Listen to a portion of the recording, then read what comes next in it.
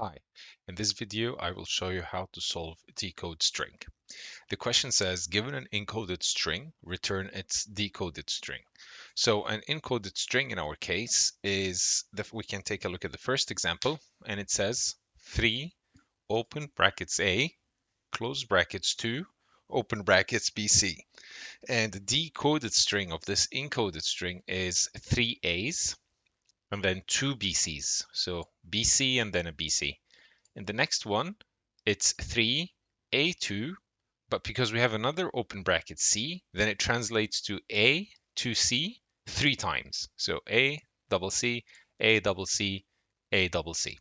The same thing in this part here. It becomes 2 of ABCs, 3 of CDs, and then just the EF added. So how do we solve this problem? They also state the rule here that the encoded rule is k encoded string, and in this case, k is the number, or k is the number of times something will be repeated. So let's start by seeing what are the different variables we have here. Well, it seems like we got a digit, we got an open bracket, we got an alphabet, then we have closed brackets. And it seems like to be the case in all the other numbers or in all the other input strings.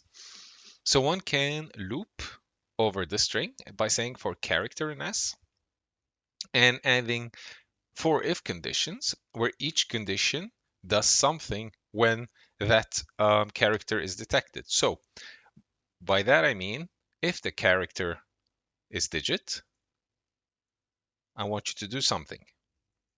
If this character is an alpha, which means it's an alphabet, then I want you to do something.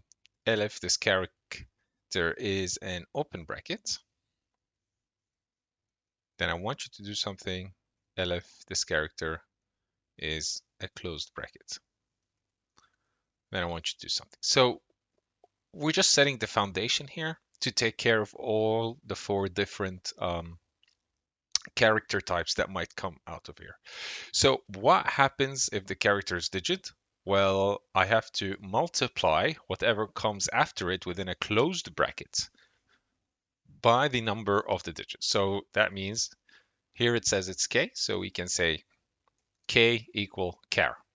But one thing or one condition to consider, if we get 1, then 1 is appended to k, and somewhere here we're going to multiply this k with the string.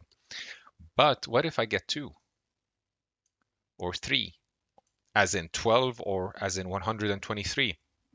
Well, it's just going to override this k by 2 or 3, but actually we need to multiply this number by 123.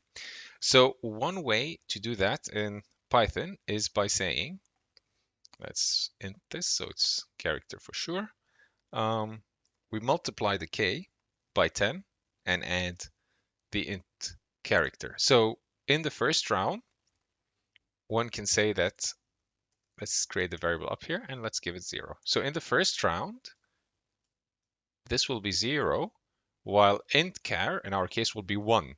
So in the first round, k equals to 1. In the next round, k in this case equals 1. So 1 times 10 is 10, plus int char, which in our case will be 2, so then it would be 12. In the third round, our k is 12, and when we multiply it by 10, it will be 120, plus the int char in this case is 3, so this will be 123.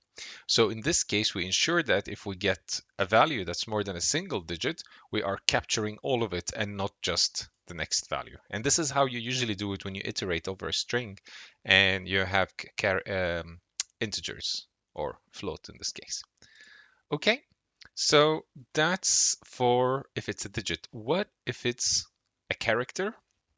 Well, in this case, if it's an A, then I want to keep track of it. I'm going to append it to a current string variable and say add this character. Then I'm just going to create it up here.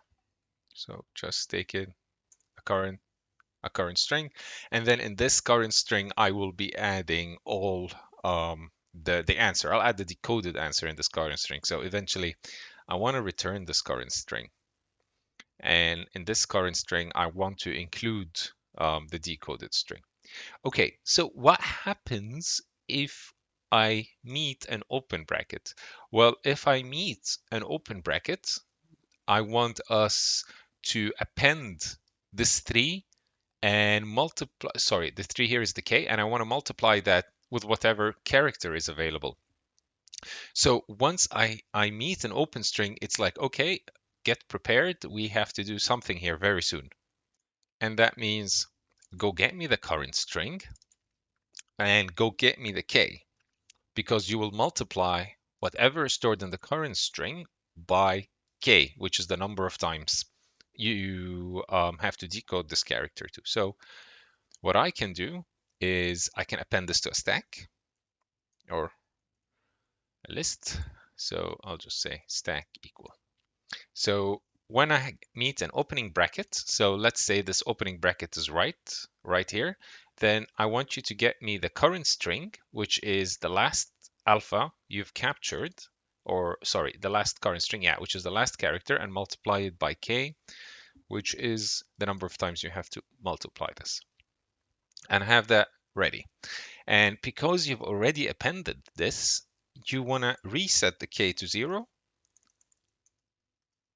and you want to reset the current string to empty, because you've already appended everything. So if you've appended, let's say this part here, you want to reset this number to 0. So when you add 2, it doesn't become 32. And when you add the string, it doesn't become ABC, but just BC. And what happens when you get the closing string? Well, when you get the closing string, that's, let's say you meet this closing string right here. That's when you actually multiply the k, which in our case is 3, by the character, which is an a. So a closing string sort of signals that, hey, you have to do an operation right now. So how do we do this operation? Well, what we can do is, since we stored the current string in k, I want to get this current string in a. So what I can do is just pop my stack to get the last values. And let's say this would be the last character, because that was whatever my current string is. So that's my last character. And my last k, again, that was the k that I've appended. So popping this will give me back my last character and my last k.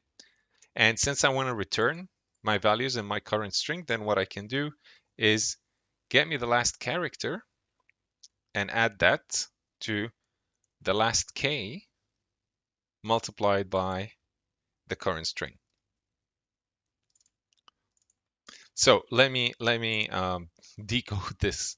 So whatever last character I had stored, I will add that to my last k multiplied by the current string. So if my last k was 3, let's say it's 3, and my current string is a. So if you think about it here, the current string, if we just take this right here, my k will be 3 from here. So this one will be here.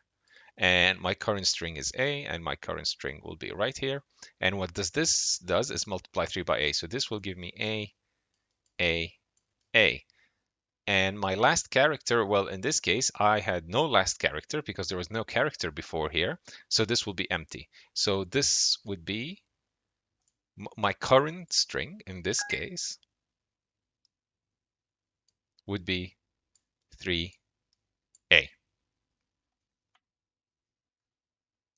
And since this will be 3a, it will be stored in the current string. So now my current string is 3a. Now let's move on to the next loop. In the next loop, k will be 2. So in this case, here I got a. So now I'm talking about the next. So it would be so. And then the k would be 2, and it would be bc. So then 2 multiplied by bc, I'm going to get bc, and this will be added to the a, and then this way I'm going to get the current string. Please let me know if you have any questions, and thank you for watching.